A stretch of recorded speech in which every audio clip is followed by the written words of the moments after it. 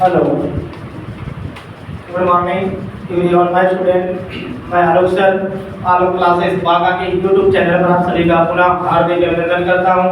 और साथ ही साथ जिन्होंने अभी तक मेरे यूट्यूब चैनल को सब्सक्राइब नहीं किया वो जल्द से जल्द आलोक क्लासेस बांका के यूट्यूब चैनल को सब्सक्राइब कर आप लोग जुड़े, ताकि बांका की एकमात्र संस्था आलोक क्लासेस बांका जो डेली आप लोग को 2 घंटा ऑनलाइन स्पॉट के माध्यम से तैयारी की सुविधा दे रखी है। जिस दिन आप अपसेंट कर गए उस दिन आप हमारे YouTube पर भी जाकर वीडियो को देख सकते हैं, वहां से वीडियो को डाउनलोड भी कर सकते हैं और लाइव क्लास के भी आनंद ले सकते हैं। तो चलिए, अभी आपको पता है हमारा special Bihar police batch for 2023 batch for special Bihar Darshan के माध्यम से हम लोग बिहार की तमाम छोटी बड़ी इकाइयों पर चर्चा चल रही है, जिसमें आपका अभी का टॉपिक चल रहा है बिहार की बहुउद्देशीय परियोजना, है ना। तो कल आप लोग बिहार की बहुउद्देशीय परियोजना में कोसी नदी के बारे में जाने, है ना, कोसी बहुउद्देशीय परियोजना। तो आज हम लोग पुनः चर्चा करेंगे आगे डिबेट में कि गंडक बहुउद्देशीय परियोजना। देखिए हेडिंग आज का जो चलेगा टॉपिक, इसमें गंडक बहुउद्देशीय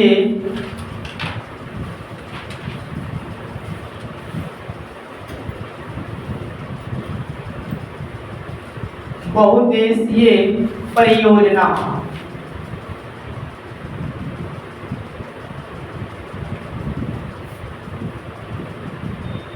तो ये हमारा अभी का टॉपिक है। तो चलिए, इसका सारा चीज हम लोग स्टार के माध्यम से जानेंगे। तो लिखिएगा उत्तर प्रदेश बिहार एवं नेपाल की संयुक्त परियोजना। ये जो है हमारा उत्तर प्रदेश बिहार एवं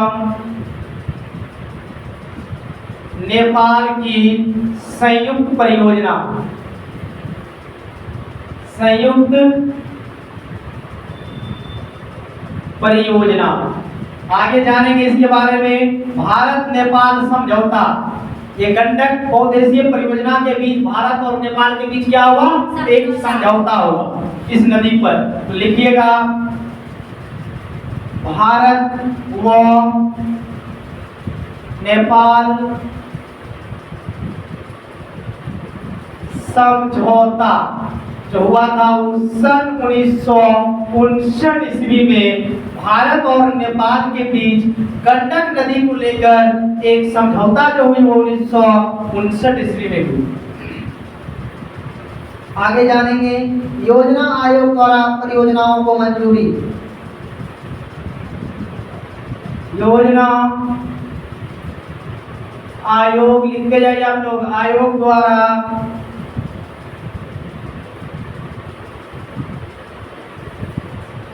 परियोजनाओं को मंजूरी सन 1961 में दिया गया। आगे जानेंगे जल विद्युत परियोजनाओं की स्थापना। इस नदी पर जल विद्युत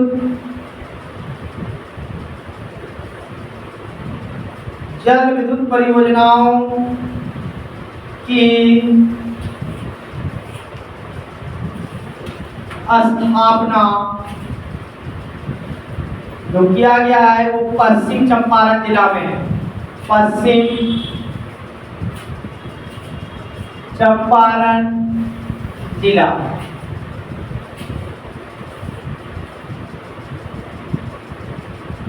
अब जानेंगे इसमें पुनः पूर्वी गंडक नहर परियोजना। हेडिंग रहेगा इसी में पूर्वी गंडक नहर परियोजना।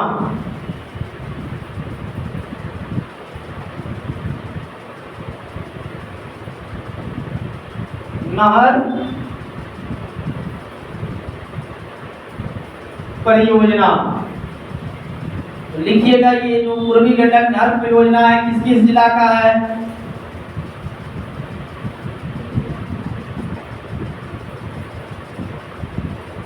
मुजफ्फरपुर,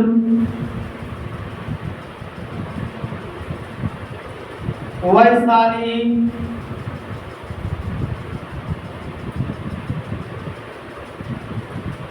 पूर्वी चंपारण,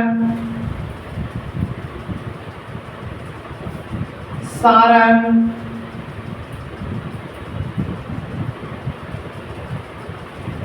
पश्चिम चंपारण, गोपालगंज,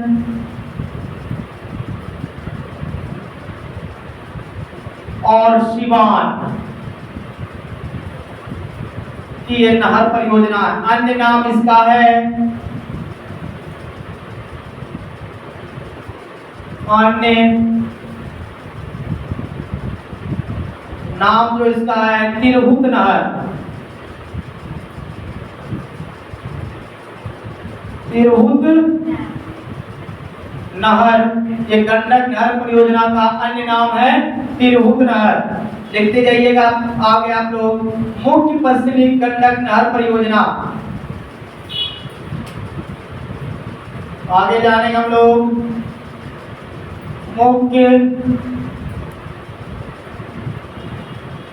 मुख्य पश्चिमी गंडक नहर परियोजना, गंडक नहर परियोजना।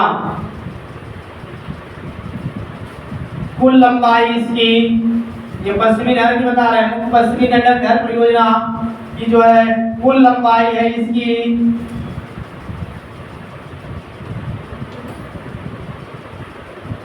कुल लंबाई 200 किमी।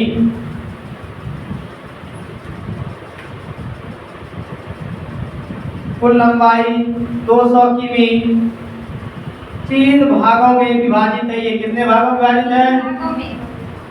3 भागों में विभाजित, 3 भागों में विभाजित। बोर्ड में आप लोग या पुनः इसी से रिलेटेड अभी डिबेट हमारा जारी रहेगा। चलिए फटाक से पहले नोट कीजिए आप लोग, जल्दी से हरी अप। उसके बाद जानेंगे अभी गंडक परियोजना को, जो कि हमारा बिहार का ये बहुउद्देशीय परियोजना को हम लोग जान रहे हैं। गंडक बहुउद्देशीय परियोजना स्पेशल बिहार पुलिस बैच और स्पेशल बिहार वर्षन के माध्यम से। फटाफट आप लोग नोट करें, हमारे साथ बने और पानी पर ध्यान दें। हो गया? एक साथ एक लय में बोलिएगा। मुख्य पश्चिमी गंडक नहर परियोजना, इसकी कुल लंबाई है 200 किमी।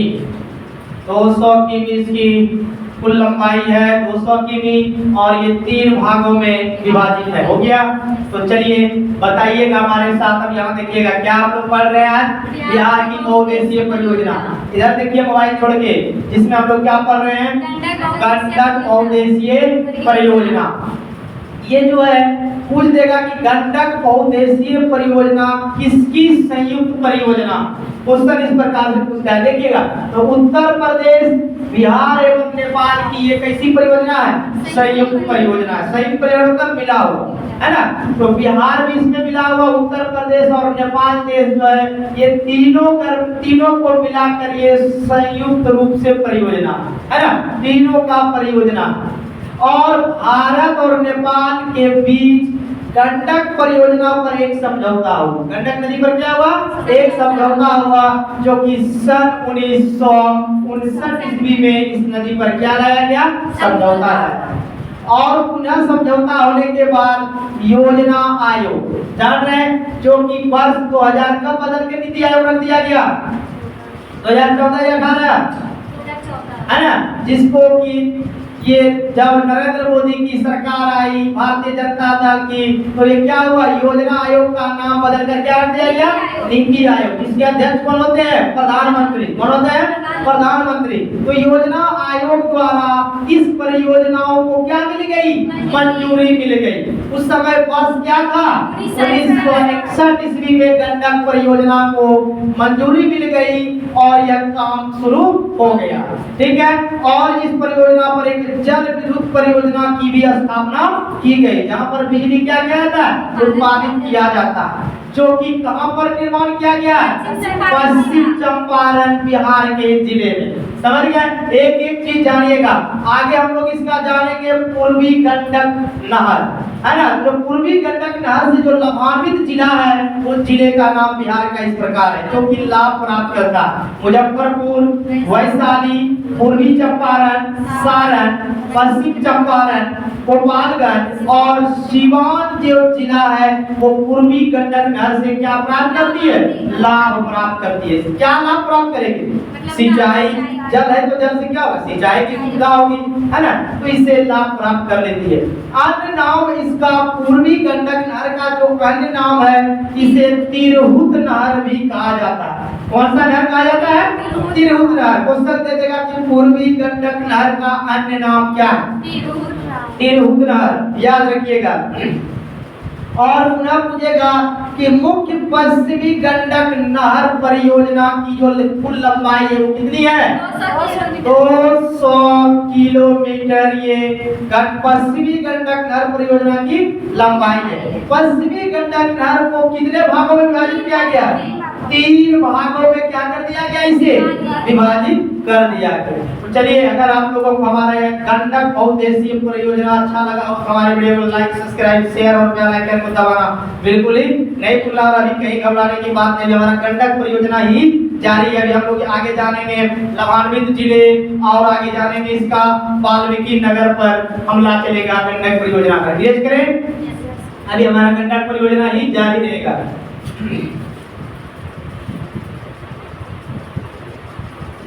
ये पूर्वी गंडक नहर का आप लाभान्वित जाने का पश्चिमी नहर के माध्यम से जो लाभान्वित जिला है उसको जानेंगे। चलिएगा, लिखिए वहीं से बने रहिएगा। लाभान्वित जिला,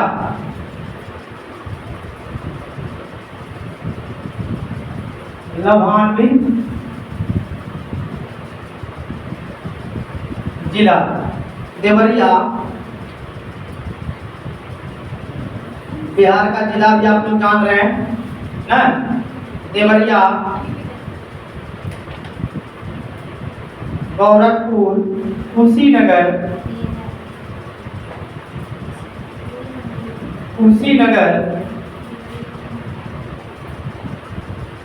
महाराजगंज वो महाराजगंज उत्तर प्रदेश में है। ये महाराजगंज, सारण, सिवान,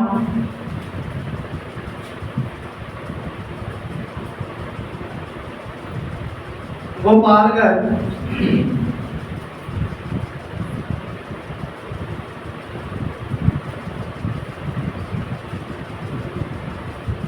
बिहार, भेरवा, नेपाल। भेरवा कहाँ पड़ता है? नेपाल में। और आगे जानेंगे पुनः स्टार के माध्यम से वाल्मीकि नगर पश्चिमी चंपारण में जो गंडक नदी पर बांध निर्माण है।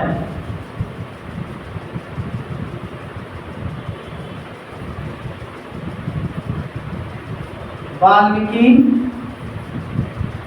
नगर पश्चिम चंपारण,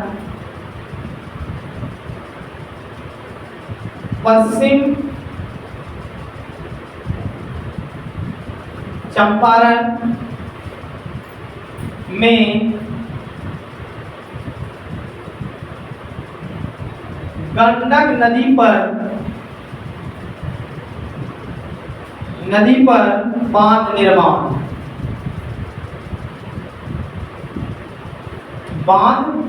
तो चलिए गंडक बहुउद्देशीय परियोजना हमारा समाप्त हुआ। आगे डिबेट जारी है। फटाफट बता रहे आप लोग, पूरा हम लोग पढ़ेंगे आगे में सौर बहुउद्देशीय परियोजना।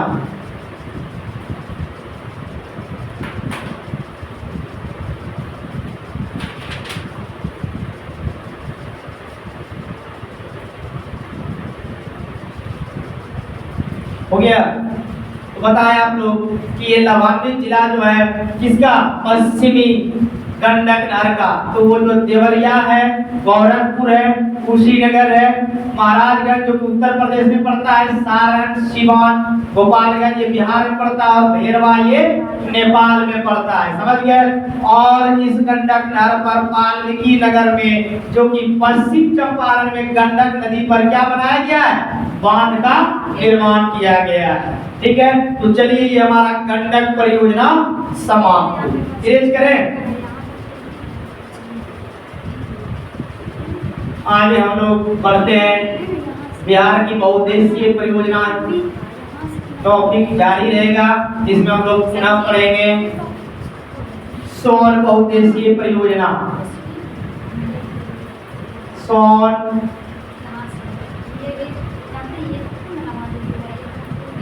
बहुउद्देशीय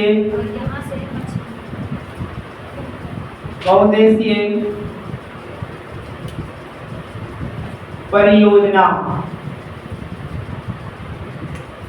सोन बहुउद्देशीय परियोजना लिखना है।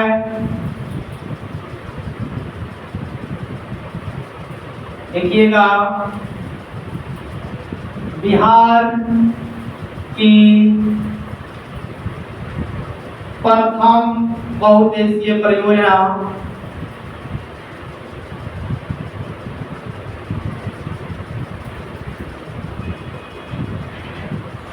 बिहार की प्रथम बहुउद्देशीय परियोजना सोन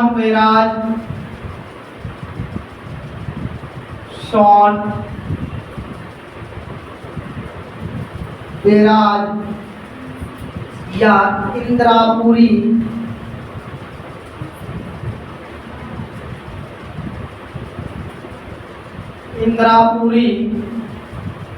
कदमवन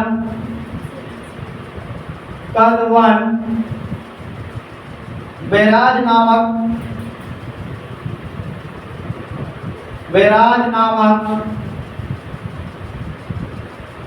जलाशय का निर्माण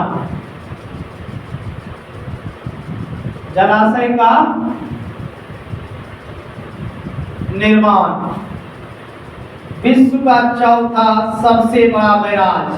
आगे जाने इसी में यह जो है विश्व का चौथा सबसे बड़ा बैराज, जो कि 1407 मीटर है। 1407 मीटर है। निर्माण प्रारंभ इसका हुआ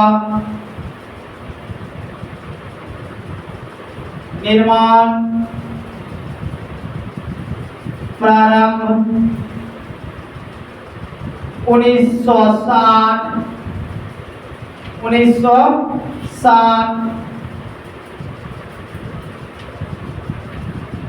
निर्माण इसका पूर्ण हुआ 1965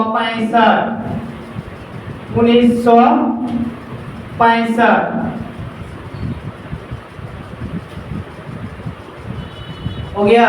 तो चलिए बताइएगा हमारे साथ। अभी सोन बहुउद्देशीय डिबेट जारी है। इसके बाद चलेंगे हम नहर, जिसमें पश्चिमी सोन नहर जानिएगा, और आप लोग इस पर जो जल विद्युत केंद्र स्थापित है सोन नदी पर वो जानेंगे। स्क्रीन फुल हो जाने के कारण यहाँ पर होल्ड रहेगा। पुनः आगे बढ़ेंगे स्पीड के बाद। तो वीडियो में बने रहे और वीडियो का लाभ उठाते रहे आप लोग। देख लिए परागशरी के निर्माण पूर्व 1965। तो बताइएगा कि कौन सी पढ़ रहे हैं लोग अभी बात? सोन बहुउद्देशीय परियोजना। ये बिहार की प्रथम बहुउद्देशीय परियोजना। पूछ देगा कि बिहार की प्रथम बहुउद्देशीय परियोजना का नाम क्या है? सोन बहुउद्देशीय परियोजना। एकदम याद रखिएगा। पूछेगा कि सोन जो है बैराज और इंद्रापुरी, जिसको कदमवन भी या बैराज के नाम से जलाशय का निर्माण हुआ है। क्या यहाँ पे जलाशय का भी निर्माण हुआ। पूछ देगा कि विश्व का सबसे चौथा बड़ा बैराज कौन सा है? तो कौन सा है? सोन बैराज। कौन सा है? सोन बैराज, जिसकी लंबाई कितनी है, कितना मीटर है? 1407 मीटर इस बैराज की क्या है? लंबाई है। समझ गए? और ये सोन बहुउद्देशीय परियोजना का जो निर्माण हुआ कब हुआ? 1960 ईस्वी में, और इसका निर्माण कार्य पूर्ण कब हो गया? 5 साल लगा, और 1965 में यह बनकर क्या हो गया? तैयार हो गया। समझ गए? तो अभी इसको पुनः इरेज करते हैं। अभी सोन बहुउद्देशीय परियोजना हमारा जारी है। करे इरेज? Yes sir.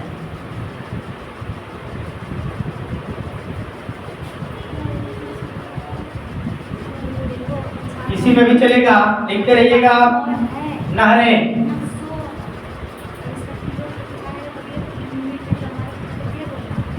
नहरें जानेंगे। नहरें, सोन नहरी पश्चिम सोन नहर, सोन नहर। शाखाएं, इसकी जो शाखा फैला हुआ है,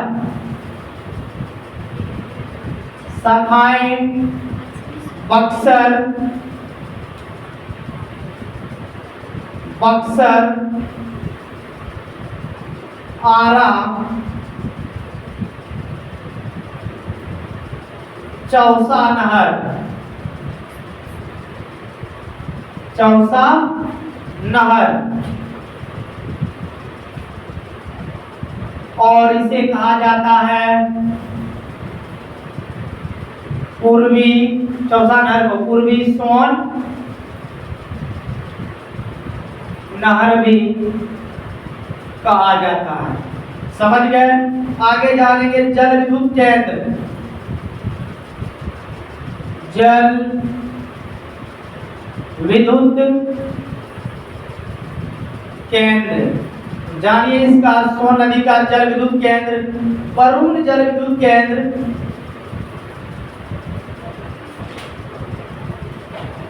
वरुण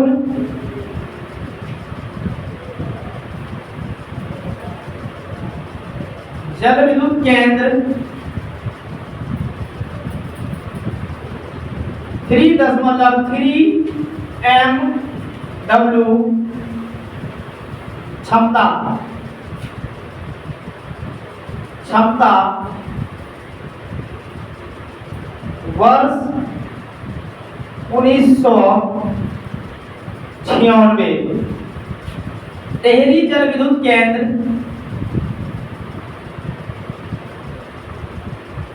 टेहरी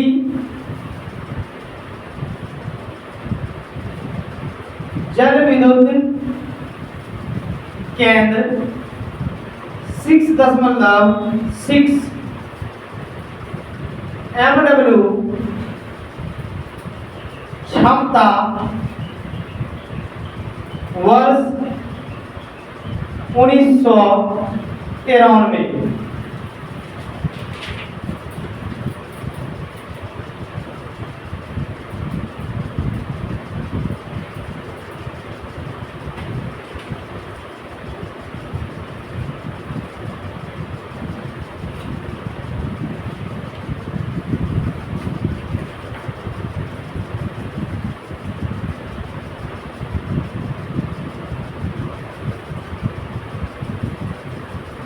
हो गया?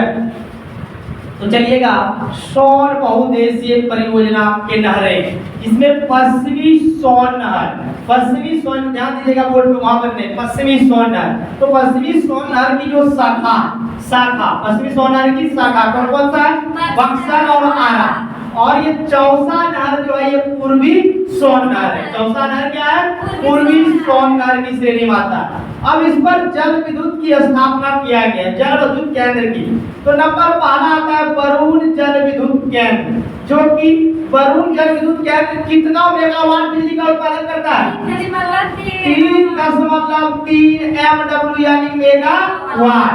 समझ गए? मेगावाट बिजली की उत्पादक क्षमता है इसकी, जो कि इसका स्थापना वरुण जल विद्युत केंद्र का स्थापना कब हुआ? 1996 में वरुण जल विद्युत केंद्र की स्थापना हुआ। किस बहुउद्देशीय परियोजना पर? सौर बहुउद्देशीय परियोजना, जिसको वरुण जल विद्युत केंद्र 3.3 MW क्षमता 1996 में इसकी स्थापना की गई। सेकेंड आता है डेहरी जल विद्युत केंद्र 6.6 MW मेगावाट। डेहरी पूछेगा कि डेहरी जल विद्युत का उत्पादन क्षमता क्या है? 6.6 मेगावाट। पूछेगा कि डेहरी जल विद्युत की स्थापना कब हुई? 1913 में। पूछेगा कि डेहरी जल विद्युत परियोजना किस नदी पर है? सौर बहुउद्देशीय परियोजना या सौर नदी पर। क्लियर? तो चलिए पुनः वीडियो को आगे ले जाते हुए बने रहे वीडियो में, और वीडियो का लाभ है क्योंकि आज आपका मैथ चलेगा नहीं सर का एग्जाम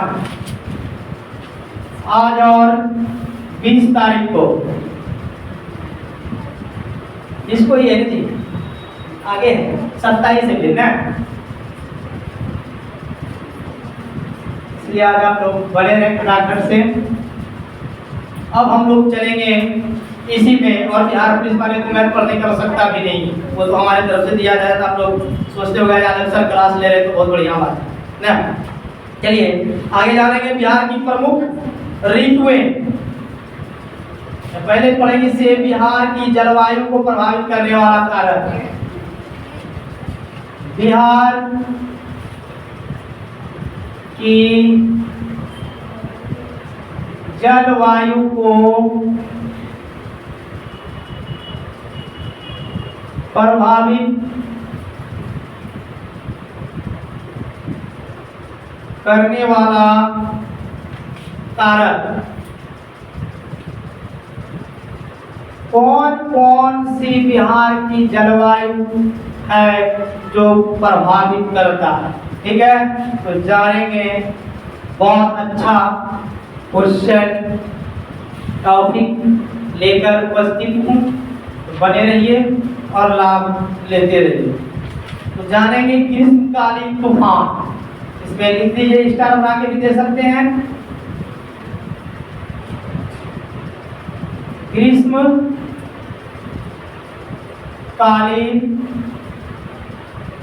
तूफान सब इसी से रिलेटेड है, समझिए प्रभावित होता है। अगला जानेंगे दक्षिण पश्चिम मानसून की सक्रियता।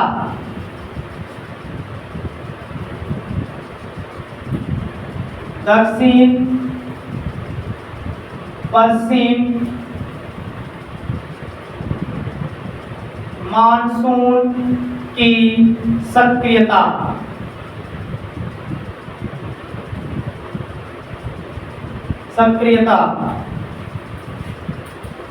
आगे जानेंगे बंगाल की खाड़ी के समीपता।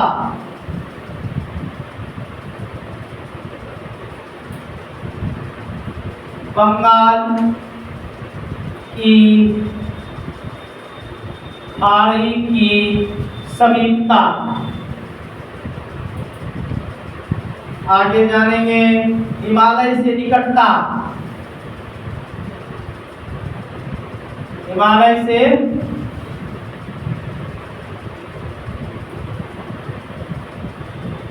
निकटता।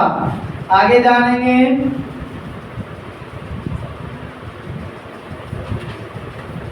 दक्षिण बिहार में पठारी व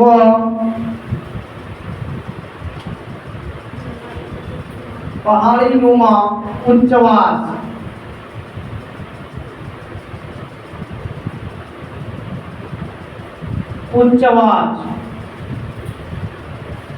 काल बैसाखी पवने जो अभी चल रहा है, देख रहे हैं ना, काल, इसे काल माना जाता है, बच के रहिएगा, बड़ा खतरनाक गर्मी चलता है। काल बैसाखी पवने। तो लिखिए फटाफट कि हमारा बिहार की जलवायु है जो किन कारणों से हमारा बिहार प्रभावित होती है। तो बिहार की जलवायु को प्रभावित करने वाले ये अहम कारक, अहम पॉइंट है।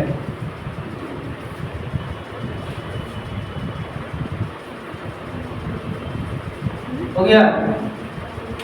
तो बताइए, ध्यान दीजिए, जरा कम सब मत रहिए। तो बिहार की जो जलवायु प्रभावित होती है किन कारणों से? ग्रीष्मकालीन तूफान के कारणों से बिहार की जलवायु प्रभावित होती है।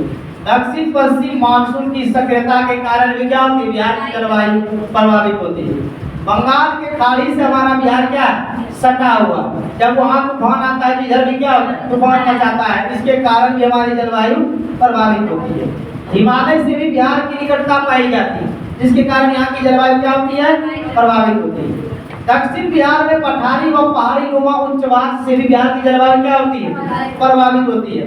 काल बैसाखी पवनें, जो वर्तमान में बैसाखी चल रहा है, हिंदी महीना में कौन सा ये बैसाख है। जब खिड़की खोलकर देखते उधर से क्या सदा आग जल रहा है, बाहर जो हवा आता है ना, जरा इस हवा से मुंह को लपेट के रखिए, नहीं तो लू मार देगा तो क्या हो जाएगा, बड़ा समस्या झेलेगा। तो ये काल बैसाखी पवनों के कारण भी हमारा बिहार का जलवायु क्या होता है? प्रभावित होता है। ठीक है, यूनिक से यूनिक बिहार दर्शन में आप लोग जानकारी प्राप्त कीजिएगा, छोटी से बड़ी इकाई। क्लियर करें, चलिए डिबेट जारी है।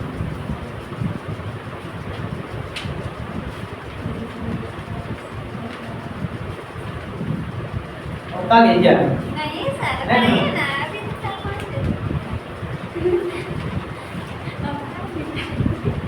तो टेस्ट के लिए रेडी हैं आप लोग?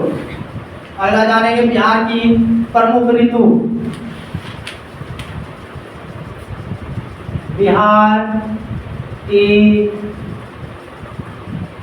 प्रमुख, कभी देखना पूछते हैं बच्चा से, ऋतुएं।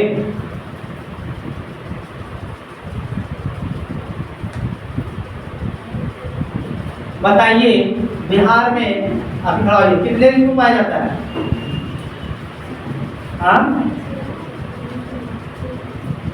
कुछ नहीं, खाली मैथ पढ़ने से होगी बात क्या है? खाली मैथ पढ़ लेंगे तो एग्जाम निकल जाएगा।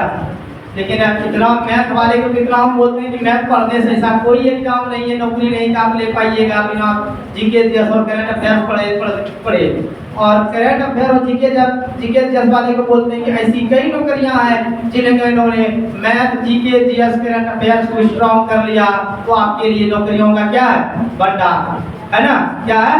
भंडार। बिहार पुलिस कांस्टेबल, मैथ कहीं आवश्यकता ही नहीं है ना। क्या आपको पढ़ना है? GK, GS, current affairs. कितने मार्क्स का आता है? बढ़ जाइए 90। कितने? 90 पढ़ना है। बिहार दरोगा 90। क्या पढ़ना है? 90 GK, GS, current affair. BPSC for UPSC, GK, GS, current affair. एक से एक नौकरियों का बौछार है जिन्होंने ताकत बना लिया, अपना पावर बना लिया इस स्थिति पर। लेकिन मैथ वाले से रिक्वेस्ट है कि सब कुछ पर विशेष ध्यान दीजिएगा, तभी हो पाएगी नौकरियां। जब अगर आप एसएससी सीजीएल भरे हैं पर math, reasoning, GK, GS, current affairs and English, ये सबको लेकर चलना पड़ेगा। एसएससी सीजीएल करिएगा वही होगा, एसएससी एफटीआर वही होगा, बीएसएससी उतने सिलेबस को आपको पढ़ना है। बैंकिंग की तैयारी कीजिए तो भी वहाँ जीके, जीएस, इंग्लिश और ये करंट अफेयर्स और जीके, जीएस को अनिवार्य है। मैथ रीजनिंग को देखना है कि भाई क्या आपका अनिवार्य ही है। 50 मार्क्स का जीके, जीएस, करंट अफेयर ही रहेगा और 50 मार्क्स में आप रहिएगा, जीरो कभी बनेगा नहीं। क्या बन सकता है? नहीं बन सकता। लेकिन यहाँ अगर मैथ को जीरो बना लेंगे, कहता है कि 78 पंचे 150। अगर बिहार पुलिस में जिस छात्र का जीके, जीएस, करंट पर पकड़ है और मैथ को कहता है कि आंख बंद करके भी 10 को, अगर कंपटीशन में वो बच्चा है, ऐसा थोड़ा उन्होंने 10 में मैथ नहीं पढ़ा, तो क्या तीनों को सही नहीं होगा? चारों को सही होगा कि मैथ उसमें ऐसो रख देगा तो 2-3 मसला 10 में सही मार देगा बच्चा। तो ऐसे भी उसका 94 मार्क्स ला रहा है। इसमें काट छूट के कितना भूलेगा तो कहाँ अटकेगा वो? 75 पर से जाके या 85 पे अटक रहा है। रिजल्ट बना कि नहीं? बना ना। तो इधर पे स्टॉप रखिएगा, बार बार हम आपको बोलते हैं, थोड़ा ध्यान दीजिए। देखिए कितना, इसलिए हमारा ये स्पेशल बिहार दर्शन लिखने का मतलब हो जाता है बिहार की तमाम छोटी और बड़ी इकाई special code Bihar police batch code 2023 batch, ठीक है। तो बिहार की प्रमुख ऋतु छोटी इकाई है या बड़ी इकाई है? आप लोगों को कंपटीशन वाले बच्चा जानता है ना, छोटी इकाई है एकदम जीरो से लेके चल रहा है आप लोगों को हीरो की हो। तो कितना ऋतु होती है? कोई एनीबॉडी? बिहार में 3 ऋतुएं पाई गई। देखिएगा कोई क्षेत्र है बिहार की प्रमुख ऋतु ग्रीष्म ऋतु, प्रमुख ऋतु लिखा है, देखिएगा ग्रीष्म ऋतु। आगे पढ़िएगा वर्षा ऋतु, आगे बढ़िएगा शीत ऋतु, शीत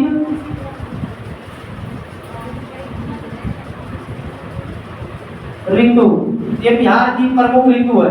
अब बिहार में ग्रीष्म ऋतु आगे जानेंगे हम लोग। बिहार में ग्रीष्म ऋतु। अगला टॉपिक है तो काल मध्य से पश्चिम जून, काल मार्च से मध्य जून, ये काल आता है, समझ गए। अभी तो काल बाकी है ना। अभी जो जून और ये मार्च जून का जो महीना होता है कैसा होता है? बड़ा खतरनाक होता है ग्रीष्म ऋतु जो हमारा बिहार में होता है। लू का प्रभाव, इसमें क्या बना रहता है? लू का, देखो सब सिखा रहे हैं बचपन, जमेगा तब नाम घसेगा। लू का प्रभाव, सबसे गर्म स्थान बिहार का होता है, बता सकते हैं? सबसे गर्म स्थान कौन है? गया। सबसे गर्मी जो ज्यादा पड़ता है बिहार में कौन सा जिला में? गया डिस्ट्रिक्ट में, इस ग्रीष्म ऋतु में।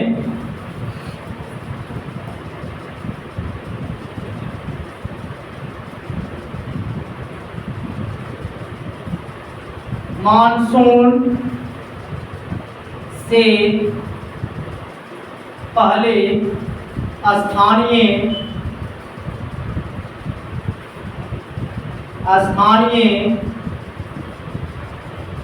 तूफान व ओला वृष्टि। तो चलिए हम लोग जान रहे हैं बिहार की प्रमुख ऋतु। फटाफट नोट करें बिहार की प्रमुख ऋतु। तो देखिए ये ग्रीष्म ऋतु, वर्षा ऋतु और शीत ऋतु को बिहार की प्रमुख ऋतु माना जाता है, ठीक है। अब आता है बिहार में ग्रीष्म ऋतु, जो कि देख रहे हैं इसका जो काल होता है मार्च से मध्य जून तक जो होता है खतरनाक, यहाँ गर्मी पड़ता है बिहार में। मार्च से आधा जून तक का जो महीना होता है खतरनाक होता है, जो कि लू का प्रभाव बना रहता है। और बिहार का सबसे गर्म जिला जो है वो कौन सा है? गया। देखिए कितना यूनिक चीज जान रहे हैं, बिहार का रहने वाला है आप लोग। और मानसून से पहले ही स्थानीय तूफान व ओलावृष्टि भी होती है। अभी देखिए आप लोग समझिएगा, मंजर का महीना है, आम का महीना, अभी बरसात का समय है क्या? नहीं, लेकिन कभी कभी इस महीने में तूफान भी आता है और क्या कहते हैं पत्थर भी गिरता है ना। ये मानसून से पहले की दृष्टि होती है, ठीक है। आगे आप लोग जानेगा मानसून पर हमला चलेगा। बिहार में वर्षा ऋतु, इरेज करें। कैसे छूटेगा? अगर इस जरिए से आप लोग तैयारी कर रहे हैं, कहाँ से छूटेगा क्वेश्चन? कहाँ से छूटेगी? हाँ, तैयारी बढ़िया से कीजिएगा तब। अभी ये 6 महीना चलेगा। आगे जानेंगे बिहार में वर्षा ऋतु। बिहार में वर्षा ऋतु। अब हम लोग का टॉपिक चेंज हो चुका है, बिहार में वर्षा ऋतु। तो बता सकते हैं इसका समय क्या होता है कोई?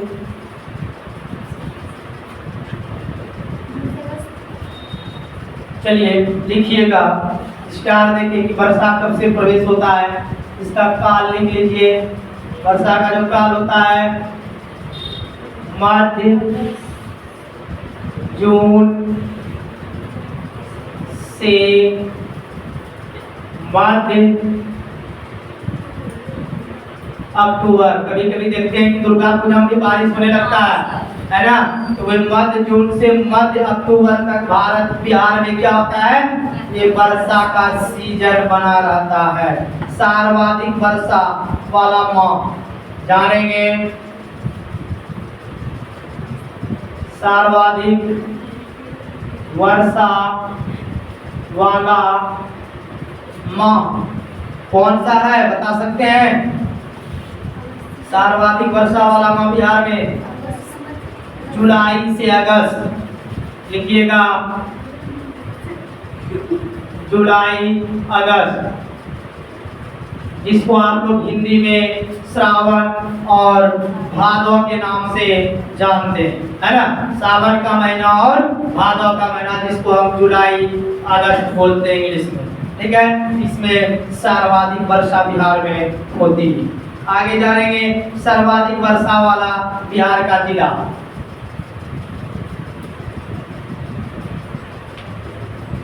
सर्वाधिक वर्षा वाला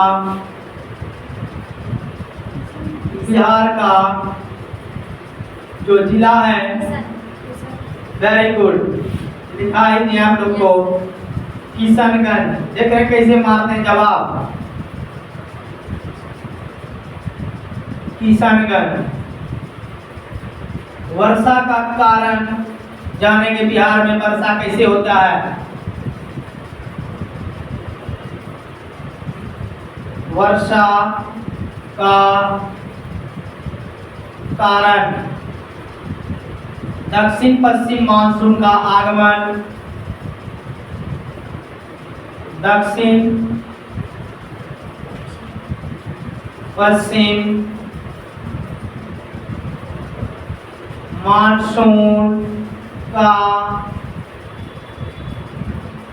आगमन।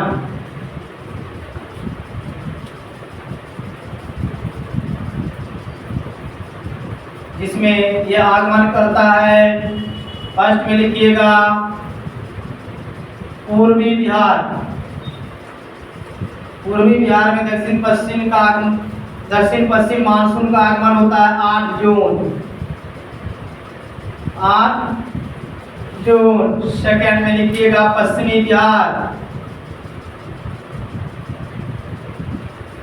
पश्चिमी बिहार में मानसून का आगमन होता है 15 जून। चलिए आराम से लिखिए,